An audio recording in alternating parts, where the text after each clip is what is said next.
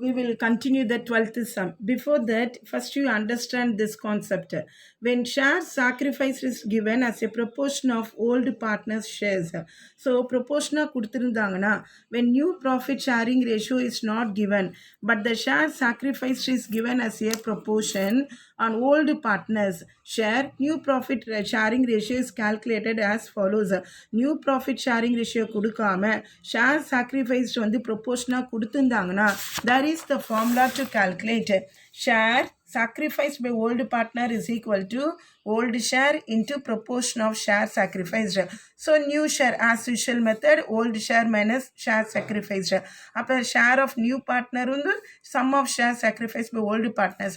Only the one thing we have to calculate is old share into proportion of share sacrificed if the share is given as a proportion. See the 12th sum. Govind and Gopal are partners. ரெண்டு பேர் partners இருக்காங்க. அவங்களோட share வந்து 5:4 கொடுத்துருக்காங்க. They admit Rahim, that is Rahim as a partner. இப்போ இதில் வந்து பார்த்தோம்னா Kovind surrenders 2/9 of his share in favor of Rahim. So surrender வந்து ப்ரொபோஷனாக கொடுத்துருக்காங்க. அதே போல் வந்து கோபால் வந்து சரண்டர்ஸ் வந்து எவ்வளோன்னா 1/9 of his share in favor of Rahim. So இவங்க ரெண்டு பேருமே தன்னோட ஷேரை வந்து ப்ரொபோஷனாக தான் கொடுத்துருக்காங்க. அப்போ நம்ம ஷேர் சாக்ரிஃபைஸ் எப்படி பண்ணுவோம்?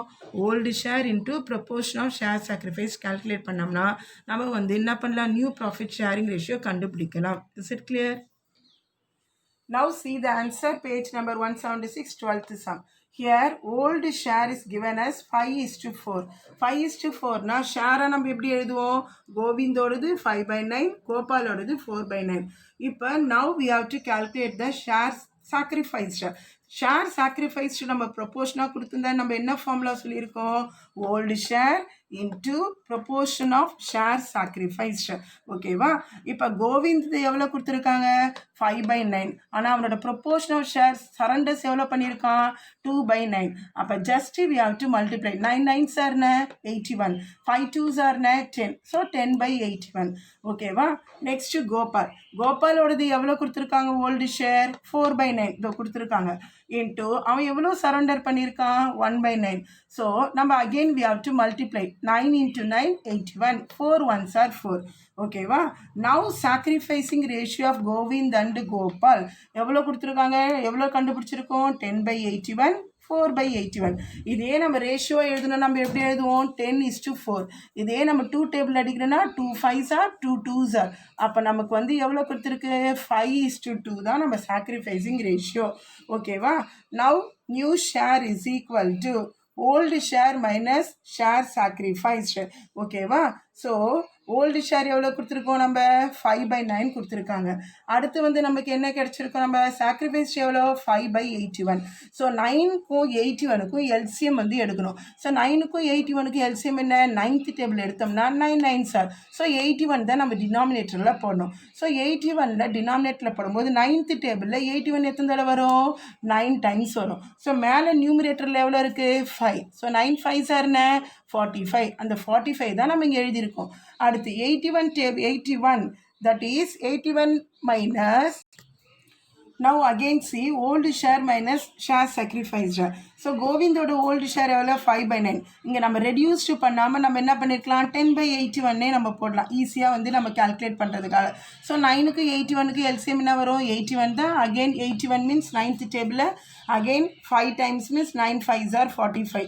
அகெயின் 81 எத்தனை டைம்ஸ் வரும்? 1 times தான். So 1 10s are 10. ஸோ 45ல் 10 போச்சுன்னா எவ்வளோ வரும்? 35. ஸோ அந்த 35/81 தான் நம்ம கோவிந்தோட நியூ ஷேர். ஓகேவா?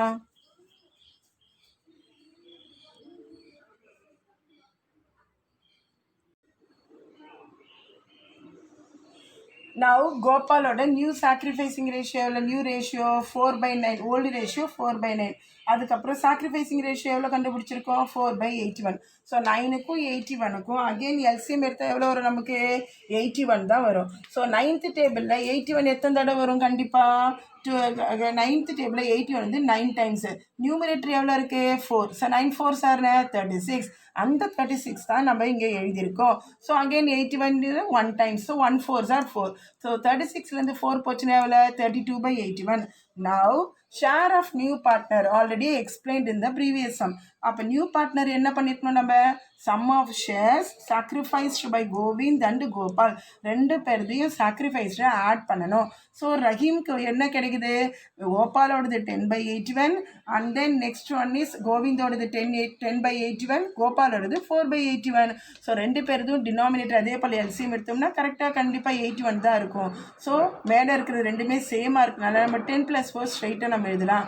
ஸோ 10+4 எவ்வளோ 14/81. Now new profit sharing ratio of Govind, Gopal and Rahim is equal to கோவிந்தோடு 35/81, அடுத்து கோபால் இது 32/81 அண்ட் தென் ரஹீமோடது 14/81. இதே ரேஷியோவாக எழுதுதா இருந்தால் 35:32:14.